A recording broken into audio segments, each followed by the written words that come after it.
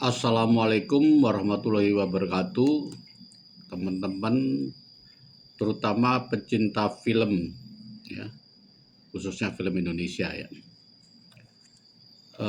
Tadi malam saya nonton film berjudul Pangku. Ya.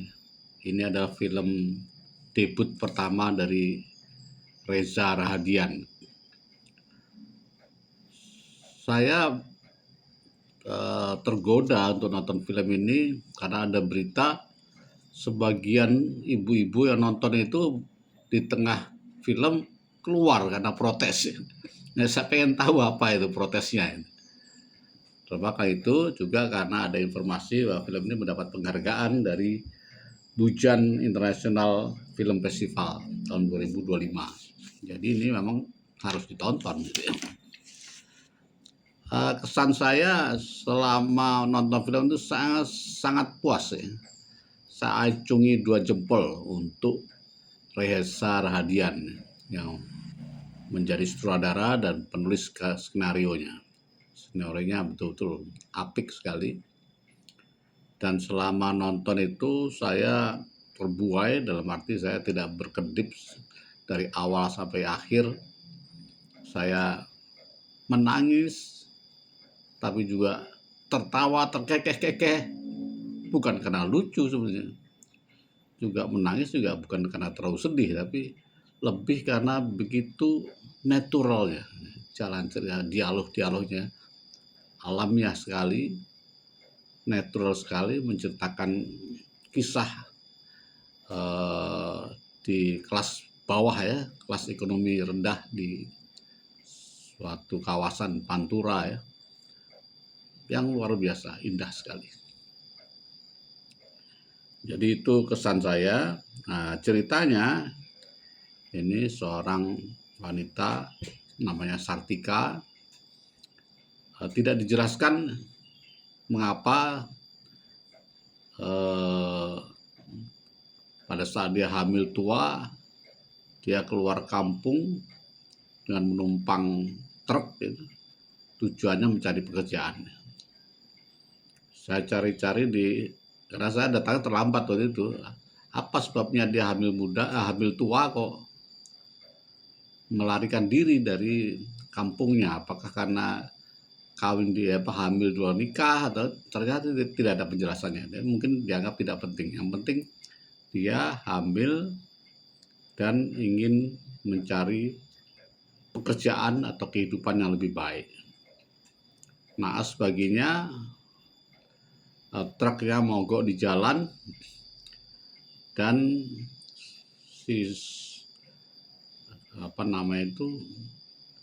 sopir truk yang tadi ya menerima tompangannya dia itu dimarahi temannya. Kenapa kamu menerima tompangan wanita di tengah malam? Itulah kamu jadi sial.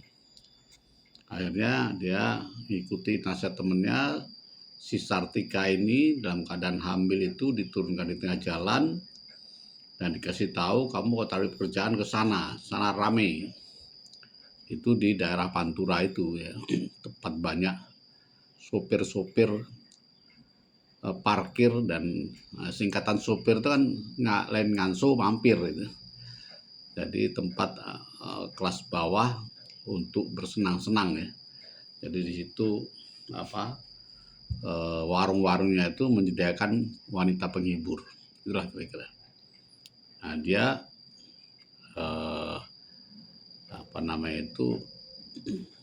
mampir satu warung karena kecapean, ketiduran. Akhirnya dibangunkan sama pemiliknya, kamu mau kemana, tujuannya apa, dan sebagainya. Dia bilang terus terang, saya ingin cari pekerjaan apapun juga. Nah, syukur alhamdulillah si pemilik warung itu namanya Ibu Maya bersedia menerima dia ya. Itu pulang sampai di rumahnya yang sederhana, dia bekerja apa saja ya. Membantu sebagai pembantu rumah tangga, yang penting hidup, survive, dan bisa makan. Kemudian si Bu Maya inilah juga yang membantu persalirannya hingga lahirlah anaknya laki-laki pada saat itu. Kemudian Dia masih mencoba survive dengan menolak tawaran Bu Maya untuk menjadi semacam wanita penghibur. Dia coba kerja kasar, kerja seperti laki-laki, mencangkul, mengerjakan kebun orang, sawah orang. Akhirnya dia menyerah dan menerima tawaran Ibu Maya untuk bekerja sebagai wanita penghibur bersama anak-anaknya. Ya, diceritakan di situ bagaimana dia ketulusannya mencintai anaknya, tapi juga ada kontradiksi karena si anak sudah mulai tahu dan memohon kepada ibunya, janganlah, saya nggak suka kalau ibu dipangku sama laki-laki dan sebagainya. Tapi semua berjalan dengan natural ya, tidak tidak keras dan sebagainya. Ketika anaknya sudah menjelang umur sekolah, dia berhasil mengumpulkan duit dan ingin menyekolahkan anaknya. Terus sampai di sekolah sudah pakai seragam, sudah gembira ria.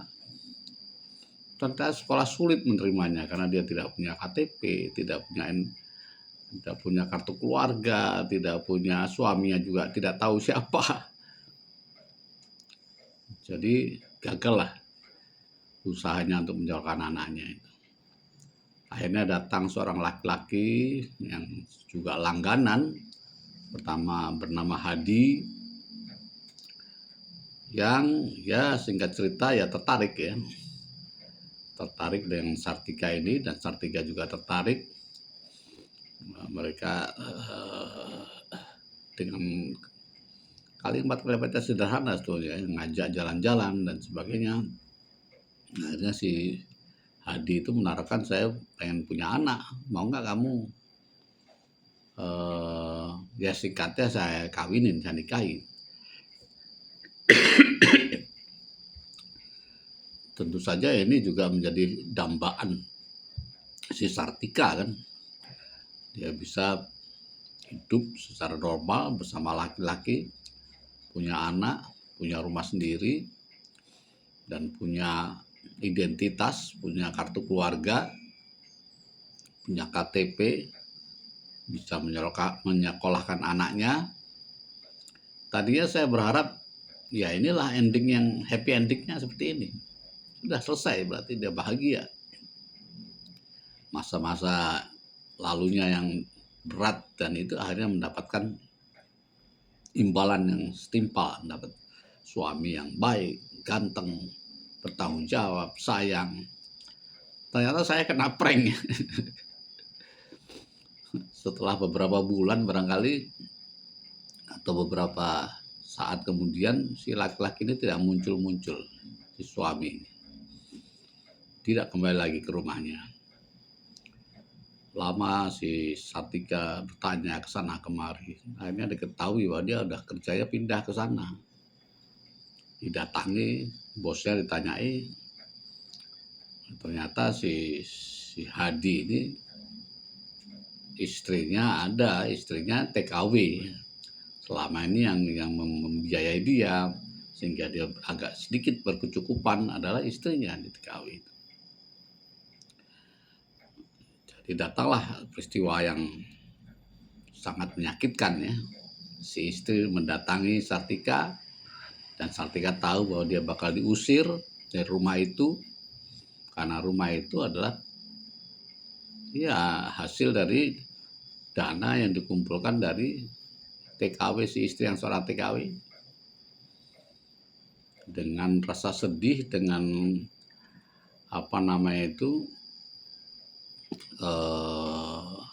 perasaan tidak karuan ya, si Sartika bergegas mengemas barang-barangnya, termasuk gerobak yang dibuat oleh Hadi itu untuk cari duit dengan jual mie ayam ya.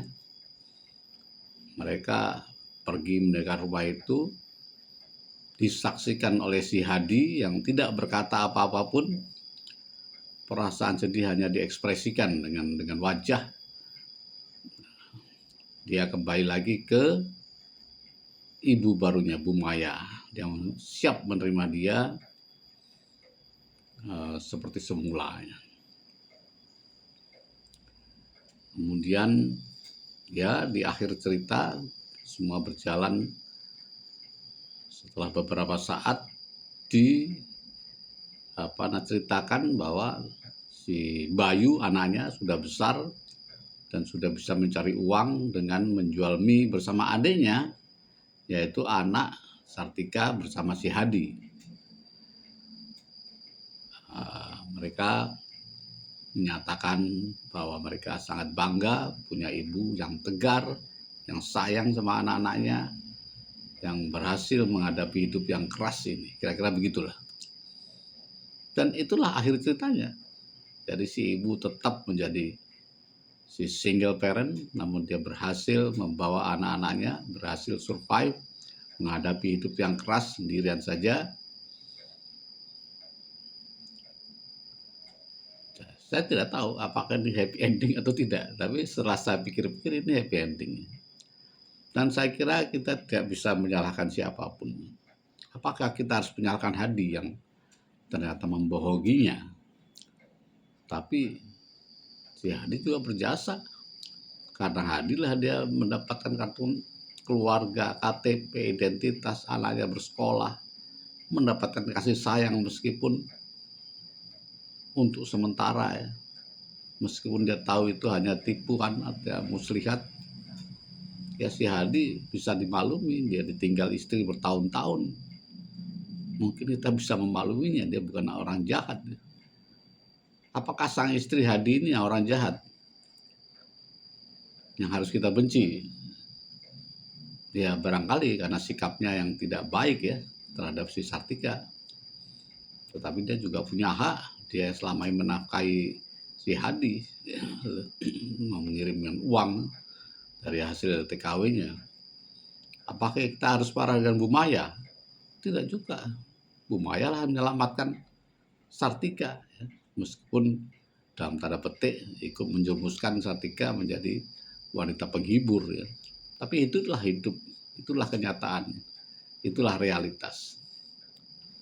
Jadi semua ini adalah sebuah lukisan realitas yang menyentuh, yang indah, apa adanya.